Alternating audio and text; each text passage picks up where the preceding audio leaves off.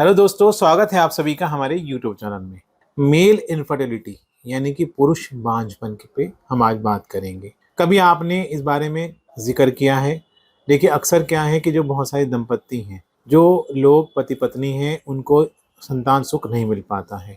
और देखिए, एक समाज की बात कहूँ या एक आम टेंडेंसी कहूँ तो अक्सर लोग जो हैं वो जो फीमेल पार्टनर है उस पर दोष मढ़ते हैं कि भाई इसमें ही कोई कमजोरी है। लेकिन जो करंट सिनेरियो है उसमें ये देखा गया है कि पुरुषों के अंदर बांझपन की समस्या बहुत तेजी के साथ बढ़ रही है। उसके पीछे कारण क्या है, क्यों नहीं संतान सुख मिल रहा है? देखिए, अगर आप गौर करें तो भी बहुत कॉमन सी बात है। कभी आपने अपने बॉडी पार्ट्स को अच्छी तरह से समझा है? मैं यहाँ बात कर रहा हूँ, मेल पार्ट्स की बात कर रहा हूँ, यानी कि पुरुष का जो जनन अंग है उस पर हम बात कर रहे हैं। पुरुष का जो जनन अंग है वो है उसका लिंग, और उसके साथ में जुड़े होते हैं अंडकोश। आपने ये चीज़ देखी भी है, आपको पता भी है, लेकिन इसके बारे में शायद आपको जानकारी ना हो कि हमारे अंदर, पुरुषों की बात कर रहा हूँ मैं, कि जो अंडकोश हैं वो शरीर से बाहर क्यों होते हैं। प्रकृति ने ऐसा क्यों किया है कि जो अंडकोश हैं उनको शरीर से बाहर रखा है? देखिए, अंडकोश के अंदर होते हैं टेस्टिस यानी कि टेस्टिकल, और टेस्टिस के अंदर होता है शुक्राणु बनने की क्रिया। जी हाँ दोस्तों, शुक्राणु जो बनते हैं वो टेस्टिस के अंदर बनते हैं। अब टेस्टिस का टेम्परेचर है वो बॉडी के टेम्परेचर से अलग रखने के लिए उसको बॉडी से बाहर रखा गया है। आपने देखा होगा कि बहुत से लोग जो देर तक बैठे रहते हैं या ड्राइविंग करते हैं, लंबे लंबे सफ़र पर जाते हैं, बहुत से लोगों का प्रोफेशन ही ड्राइविंग है, तो देर तक बैठे रहने से या देर तक ड्राइव करने से क्या होता है कि जो टेस्टिस का टेम्परेचर है वो ज़्यादा हो जाता है। अब टेस्टिस का टेम्परेचर जब ज़्यादा हो जाता है तो शुक्राणु बनने की जो प्रक्रिया है उसमें बाधा उत्पन्न होती है और शुक्राणु सही तरह से नहीं बन पाते। अगर शुक्राणु बनते भी हैं, चलिए, तो उसके अंदर क्या 3 चीज़ें कमी आ जाती हैं।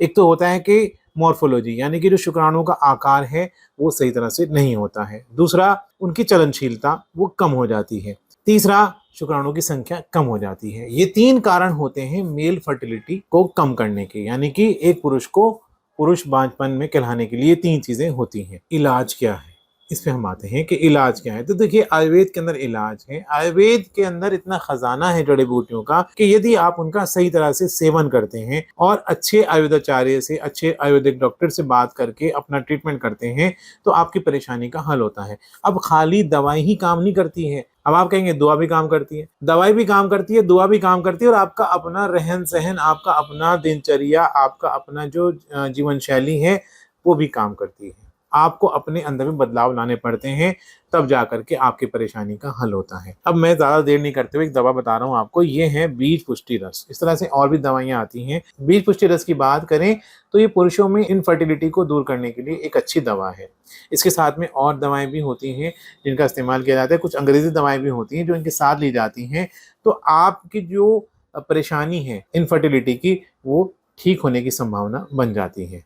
अब इसके अंदर कौन कौन सी चीजें डाली गई हैं इस पे एक नजर डाल लेते हैं। इसमें गोखरू है, अम्लकी है, मूसली इसके अंदर डाली गई है, शतावरी इसमें डाली गई है, सालम पंजा इसमें डाला गया है। इस तरह की इसमें और अन्य कई तरह की जड़ी बूटियां डाली गई हैं। साथ इसमें भस्म का भी इस्तेमाल किया गया है। तो ये मैं आपको दिखाना चाहता हूँ कि बीज पुष्टि रस किस तरह का होता है। आप देख लें एक बार। ये टैबलेट के रूप में आती है और आप देख लीजिए कि किस तरह से होती है। अब बहुत से लोग क्या है, मेरे जो पुरुष मित्र हैं, वो सोचते हैं कि जहाँ टैबलेट का नाम आता है या कैप्सूल का नाम आता है तो वो ये एज्यूम कर लेते हैं, वो ये एक धारणा बना लेते हैं ये अंग्रेजी दवा होगी। देखिए, ये गलत बात है। ऐसा नहीं है कि हर कैप्सूल में आने वाली दवा या गोली में आने वाली दवा अंग्रेजी दवाई होगी। आयुर्वेदिक दवाएं भी कैप्सूल के रूप में भी आती हैं, गोली के रूप में भी आती हैं, पाउडर के रूप में भी आती हैं, माजून के रूप में भी आती हैं।